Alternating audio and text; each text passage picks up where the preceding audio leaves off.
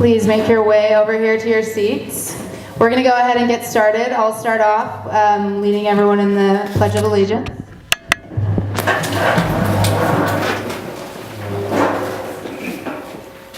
I pledge allegiance to the flag of the United States of America and to the republic for which it stands, one nation, under God, indivisible, with liberty and justice for all.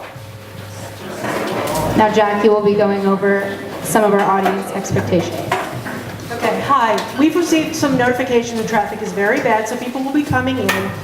But I wanted to go over sort of the audience expectations because we are taping this so that people who couldn't be here tonight from CD8 will be able to participate and see meet the candidates afterwards.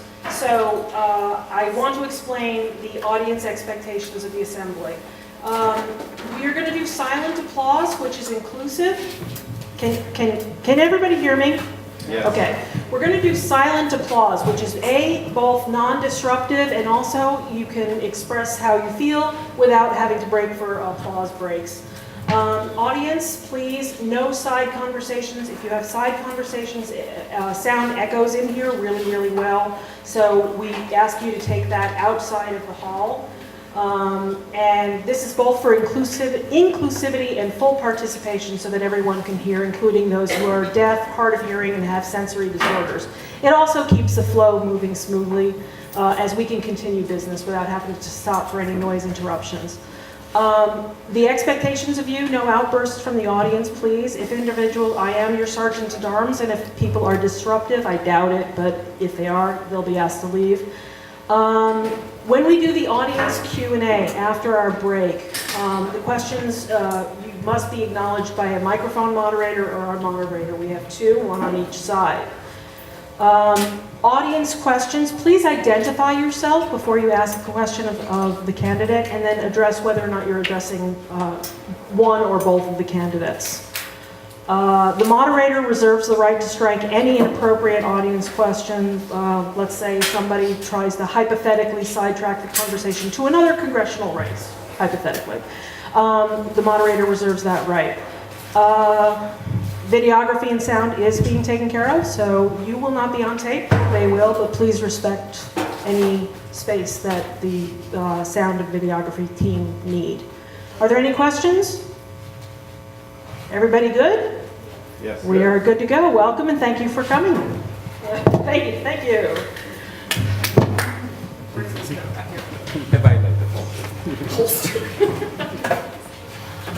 Okay, welcome everyone to the Congressional District. I apologize for not turning around, but this microphone position is sort of fixed for me. My name is Ron. I'll be serving as your moderator tonight. In addition, I'm joined on the panel by Kat Williams and Josh Truppen, who will be asking questions during the first part of this forum. Emily and Joanne will be acting as our timekeeper and tally master. At around 8 p.m. we will take a short break and then continue with questions from the audience. Before we start, I want to quickly go over the rules which both candidates have agreed to. Each candidate will have 2 minutes to make an opening statement. The order was determined by a coin toss earlier, and Candidate Ramos will be going first. During the panel Q&A, the candidates will have 2 minutes to respond to a question and will receive a cue. Can you ring the bell? When they have 15 seconds left, and they will receive a double ring when they are out of time. During the audience Q&A, the response will be shortened to 1 minute so we can take as many questions as possible. At approximately 8:55, we will end with each candidate having 2 minutes to make a closing statement. Candidate Ramos, will you please open up with your statement? Thank you. My name is Santiago Ramos and I'm running for Congress in the 8th Congressional District. It's my pleasure to be here today. Thank you for having this forum.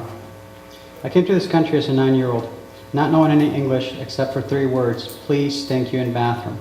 From there I went to earn my bachelor's degree from the University of Washington, and I got my MBA from Western Washington University, while working full-time. I'm the first in my family to attend and graduate from college. I'm number 8 out of 9 children. I have 27 nieces and nephews. I know how to share, work well with others, and I want to protect their future. I'm the former chair of the 48th District Democrats and the current state committeeman I have served as chair for the Human Services Advisory Committee for the City of Kirkland. I currently serve on the Multicultural Alumni Partnership Board at the University of Washington and the Advisory Board for the Salvation Army Eastside Corps. I'm a bilingual Hispanic American, a small business owner who is running to ensure that the opportunities that were available for me are there for all Americans. I'm running because we need a congressman who represents the middle class and our values. We need a champion for all of us. I will be that champion. We need to get this do-nothing Congress back to work for the people. I plan to work on student loan debt reform, protection of Social Security, comprehensive immigration reform, raising the federal minimum wage, protection of workers' rights, job creation, fair taxes, equal rights, protecting our environment, affordable health care and coverage for all, paid sick leave, an economy that works for everyone, not just the top 1%. Under the current Republican representative, we do not have an advocate for the middle class values. Donald Trump made disparaging remarks about my heritage. Donald Trump and his Republican Party are wrong. I will work to make our government more inclusive and represent our country better. That's why I want to be a Democratic representative for Congress. Thank you. And Alida Skold? Good evening, everyone. Thank you very much for joining us this evening. My name is Alida Skold, and I'm ready to defeat Dave Reichert in the 8th Congressional District. I grew up in a family whose father was a very successful inventor, but was too poor to buy groceries until my mom got a union job with Boeing. I have the sole endorsement of the Washington State Labor Council. I'm endorsed by the Pierce County and the Kittitas County Democrats, the Metropolitan Democratic Club, the Washington State Progressive Caucus, and legislative districts. I'm a mom, I've been a public school teacher, I'm a businesswoman and a global strategist. I helped co-found a commercial real estate portfolio that grew to $22 million in 10 years. That took a lot of strong negotiating skills. I'm also a global strategist who has traveled and lived and worked in other countries. So when I come back to the US, I know that we need to do the right things, make the right decisions in order to maintain our competitive lead. I'm gaining recognition as the candidate who knows and understands the issues. We have very similar points of views on the issues. The major difference is that I have experience that I base my decisions on for the issues. So I support scrapping the cap to raise the contributions to Social Security.